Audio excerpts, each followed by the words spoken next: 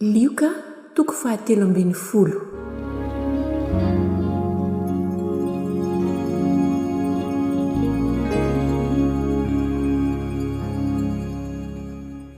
Ny amin'ny Galiliana sasany izay nivonoina sy ny fanoharana ny amin'ny aviavy tsy namoa.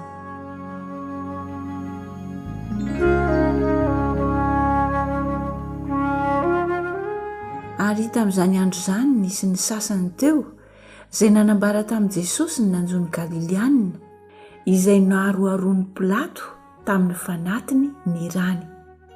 Fa Jesosy namaly ka nanao taminy hoe: Ataonareo va fa ireny Galiliana ireny ny mpanota mihoatra noho ny Galiliana rehetra, satria nozoin'izany zavatra izany izy? Tsia, hoy izaho aminareo, fa raha tsy mibebaka ianareo dia ho ringana tahaka azy koa ianareo rehetra. Ary ireny 17 ireny izay nianjeran'ny tilikambo tao Siloama ka maty, ataonareo va fa mpanota mihoatra noho ny olona rehetra izay monina ao Jerosalema ireny? Tsia, hoy izaho aminareo, fa raha tsy mibebaka ianareo dia ho ringana tahaka azy koa ianareo rehetra. Ary nanao ity fanoharany ity izy hoe: nisy olona nanana aviavy nambolena teo an-tanim-boalobony, dia nankeo izy nitady vo taminy fa tsy nahita. Ka dia hoy izy tamin'ny mpamboatra ny tanim-boaloboka: indro efa 3 taona izay aho no tonga nitady vo tamin'ity aviavy ity fa tsy nahita. Ka pao io, nahoana io no manimba ny tany? Fa ny mpamboatra namaly ka nanao taminy hoe: Tompoko, avelao ihany izy amin'ity taona ity mandra-piadiko manodidina azy, ka asiako zezika. Angamba mbola hamoa izy, fa raha tsy izany dia ho kapainao ihany.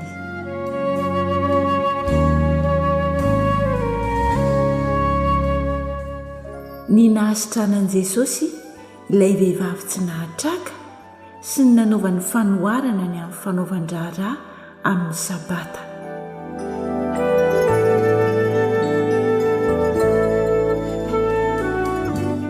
Ary nampianatra tao amin'ny sinagoga anankiray Jesosy tamin'ny sabata. Ary indro nisy vehivavy izay nanana fanahy mahafarofy 17 taona, ary nanjoko izy ka tsy nahatraka akory. Ary rehefa nahita azy Jesosy dia niantso azy ka nanao taminy hoe: raha vehivavy, afaka mirofinao ianao. Dia nametraka ny tanany taminy izy, ary niaraka tamin'izay dia nitraka raha vehivavy sady nankalaza n'Andriamanitra. Ary ny mpanapaka ny sinagoga dia tezitra, satria Jesosy nahasitrana tamin'ny sabata. Dia namaly ka nanao tamin'ny vahoaka hoe: ene manano azo anaovan-draharaha, koa avy io hositranina amin'izany fa tsy amin'ny andro sabata. Fa namaly azy ny tompo ka nanao hoe: ripety tsara velatsia, moa tsy samy mamaha ny ombony sy ny boriky ny ala ny fihinanam-bilona amin'ny sabata va ianareo ka mitondra azy hisotro rano? Koa ity vehivavy zanaky Abrahama ity, izay efa nafatotry Satana izao 17 taona izao, moa tsy tokony hovahana ho afaka amin'izany fatoran'izany amin'ny andro sabata va?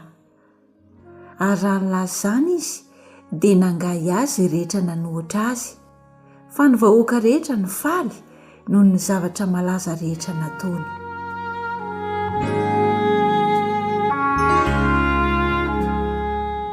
Ny fanoharana ny amin'ny voatsinapy sy ny masirasira.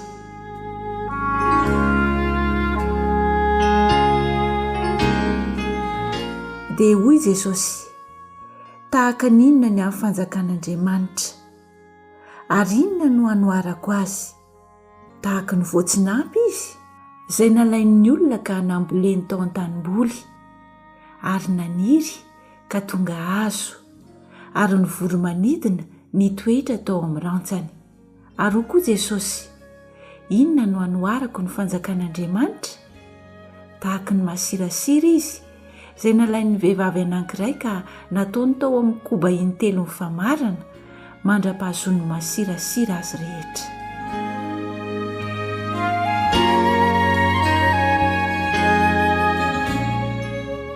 Ny nanontaniany an'i Jesosy na ho vitsy ny olona hovonjena na tsia.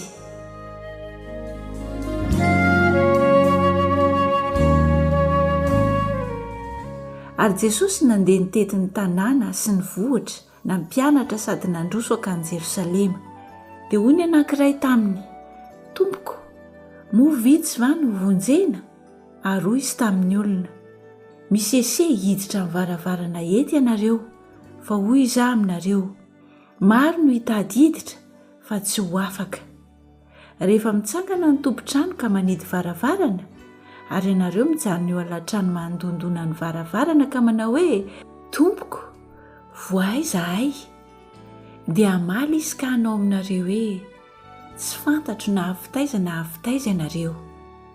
Ary amin'izay ianareo dia hanao hoe: nihinana sy nisotro teo anatrehanao zahay, ary nampianatra teny an-dalambe anay ianao. Fa izy hiteny hoe: lazaiko aminareo, tsy fantatro na havitaiza na havitaiza ianareo. Miala amiko ianareo rehetra mpanao meloka. Any no hisy ny fitomaniana sy ny fikitroanify raha mahita ny Abrahama sy Isaka sy Jakoba ary ny mpaminany rehetra eo amin'ny fanjakan'Andriamanitra ianareo. Fa ny tenanareo kosa dia ho voaraoka any ivelany. Ary tonga avy any antsinanana sy avy any andrefana ary avy any avaratra sy avy any atsimo ireny ka hipetraka hinana eo amin'ny fanjakan'Andriamanitra.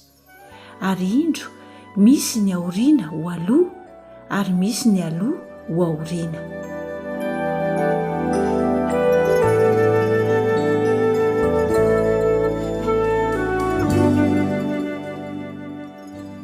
Ny nilazan'ny fariseo tamin'i Jesosy fa Heroda tahamono azy.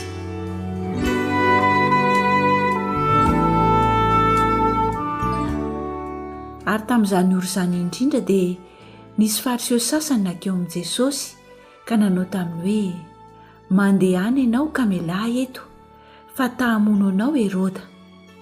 Fa hoy izy taminy: mandehana? Lazao amin'izany amboaolo izany hoe: indro mamoaka demonisy manasitrana an'io sy ampitso, ary raha afaka ampitso dia ho tanterahana ny amiko. Kanefa tsy maintsy mandeha ihany an'io sy ampitso sy raha afaka ampitso, fa ny mpaminany tsy azo vonoina raha tsy any Jerosalema. Ry Jerosalema, ry Jerosalema, izay mamono mpaminany sy mitora-bato izay nirahana any aminao. Impiry any tahanangona ny zanakao, tahaka ny fanomba ny akoho ny zanany ao ambany elany, fa tsy nety ianareo. Indro avela ho anareo ny tranonareo. Ary lazaiko aminareo, tsy hahita intsony ianareo mandra-pilazanareo hoe: isaorana anie izay avy amin'ny anaran'i Jehova.